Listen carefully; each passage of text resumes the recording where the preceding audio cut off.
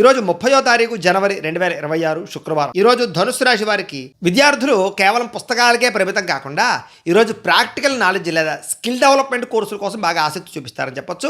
ఇంటర్వ్యూల్లో మీ ఆత్మవిశ్వాసమే మీకు విజయాన్ని అందిస్తుంది అనే విషయం గుర్తుపెట్టుకోండి. ఉద్యోగస్తులు మీ ఆఫీసులో మీ పనితీరుని అందరూ మెచ్చుకుంటారు.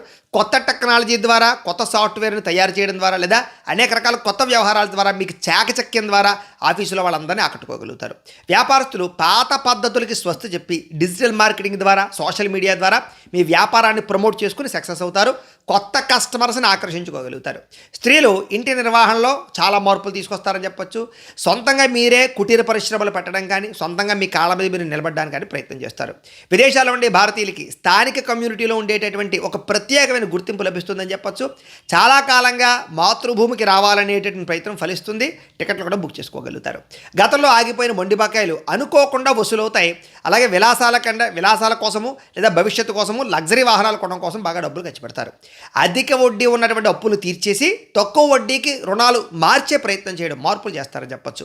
ఆర్థిక క్రమశిక్షణ వల్ల రుణభారం ఖచ్చితంగా తగ్గుతుంది. మీకు కుటుంబ సభ్యులతో దూర ప్రయాణాలు చేస్తారు. అలాగే ప్రయాణాల వల్ల కొత్త వ్యక్తుల పరిచయము కొత్త వ్యాపార సంబంధాలు కూడా ఏర్పడతాయి. మీకు ఐడియాలు వస్తాయన్నమాట. ఇంకా పెద్దల ఆరోగ్య విషయంలో శుభవార్త వింటారు. కుటుంబంతో కలిపి బంధువులతో కలిపి ప్రయాణాలు చేస్తారు. శుభకార్యాలు పాల్గొంటారు. గతంలో మిమ్మల్ని ఇబ్బంది పెట్టినటువంటి లీగల్ నోటీసులు లేదా కోర్టు వ్యవహారాల్లో సానుకూలత లభిస్తుంది. మధ్యవర్తుల జోక్యంతో చాలా రకాల సమస్యలు సర్దుబాటు అవుతాయి. అలాగే ఫిట్నెస్ కోసం కొత్త డైట్ ప్లాన్ కానీ జిమ్లో జాయిన్ అవ్వడం కానీ ఇలాంటివి అవకాశాలు ఉన్నాయి. కంటికి సంబంధించినటువంటి చిన్న ఇబ్బందులు కనపడుతున్నాయి. కాకపోతే కొంచెం డాక్టర్లు చూపించుకుంటే నయం అవుతుంది మీకు. ఇక ప్రేమికులు మీ భాగస్వామికి సర్ప్రైజ్ గిఫ్ట్లు ఇచ్చడం ద్వారా లేదా ప్రేమ చూపించడం ద్వారా మీ ఇద్దరి మధ్య మనస్పర్ధలు తగ్గుతాయి.